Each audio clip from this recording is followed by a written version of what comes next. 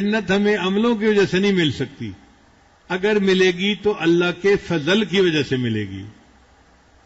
یہ مسئلہ سمجھ میں آ گیا؟ عبادت کی وجہ سے جنت نہیں ملے گی بلکہ اللہ کے فضل کی وجہ سے جنت ملے گی۔ چنانچہ بخاری شریف کی ایک حدیث ہے کہ بنی اسرائیل میں ایک اللہ کا عاشق تھا، اس نے دیکھا کہ سمندر کے اندر ایک جگہ پہاڑی کا سیرا نکلا ہوا ہے، تو وہاں ایسی جگہ ہے کہ جہاں ہر بندہ جا ہی نہیں سکتا۔ اس نے چاہا کہ میں پہاڑی کی چوٹی پہ کمرہ بناتا ہوں اور میں یہاں اللہ کی عبادت کروں گا، کوئی ڈسٹرب کرنے والا میرے پاس آئے گا ہی نہیں۔ چنانچہ اس نے وہاں پر کمرہ بنایا اور 400 سال تک اللہ کی عبادت کی۔ ہمیں تو اعتکاف میں آئے ہوئے ابھی 10 دن بھی نہیں گزرے نا، اس نے 400 سال تک وہاں اللہ کی عبادت کی۔ پھر اس نے دعا مانگی کہ یا اللہ اگر یہ پاسبل ہے کہ مجھے سجدے کی حالت میں موت آئے تو میری یہ دعا قبول فرما لینا۔ اللہ نے دعا قبول کر لی اور اس بندے کو نماز کے سجدے کی حالت میں موت آئی۔ اب آپ بتائیے 400 سال اللہ کی عبادت کی اور سجدے کی حالت میں اس کو موت آئی۔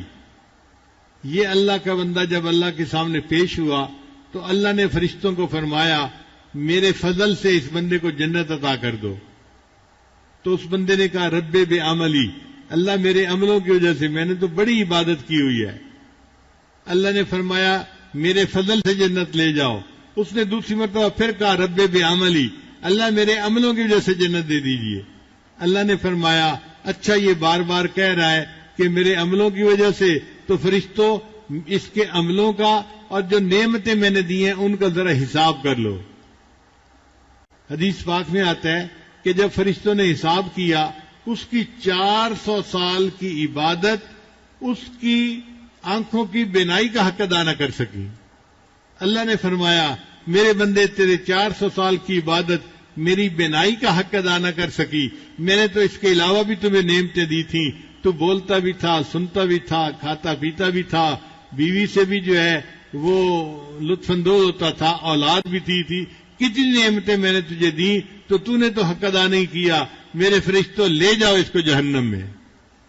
اب جب جہنم کا حکم ہوا نا تو بندے نے رونا شروع کر دیا، اللہ بس اپنے فضل سے جنت دے دیجیے۔ تو اللہ نے اس 400 سال عبادت کرنے والے بندے کو بھی اپنے فضل سے جنت عطا فرما دی۔ چنانچہ نبی علیہ السلام نے ارشاد فرمایا کہ ہر بندے کو اللہ کے فضل سے جنت ملے گی۔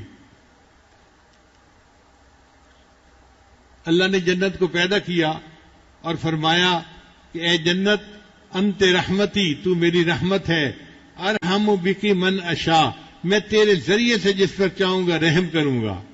تو اللہ اپنے فضل سے اپنے رحم سے جس کو چاہیں گے جنت دے دیں گے، حقدار کوئی نہیں بن سکتا، کوئی کتنا ہی نیک کیوں نہ ہو، کتنا ہی ایڑی چوٹی کا زور کیوں نہ لگایا ہو، کوئی اپنے عملوں کی وجہ سے جنت میں نہیں جا سکتا، اللہ کے فضل کی وجہ سے جا سکتا ہے۔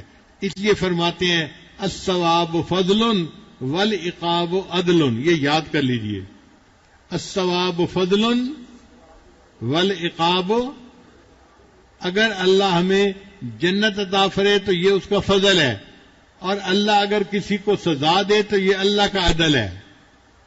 الثواب فضل والعقاب عدل، تو اگر جنت ملے گی تو اللہ کے فضل سے ملے گی۔ اس لیے اپنے عملوں پہ بھروسہ مت کریں، میں نے اتنی تلاوت کی، میں نے اتنی نمازیں پڑھی، میں نے اتنا دین کا کام کیا، میں نے اتنا ذکر اذکار کیا، بھئی جو بھی کیا ہمارے اعمال ہمیں جنت میں نہیں پہنچا سکتے۔ ہمیں جنت میں پہنچنے کے لیے اللہ کی رحمت کی ضرورت ہے، اللہ ہم پہ ترس کھا لے اور اپنی رحمت سے جنت کا فیصلہ فرما دے۔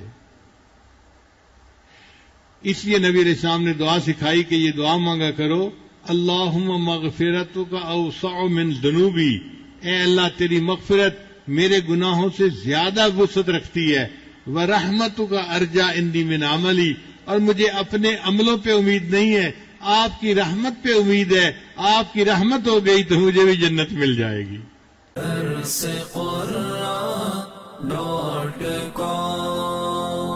www.darsequran.com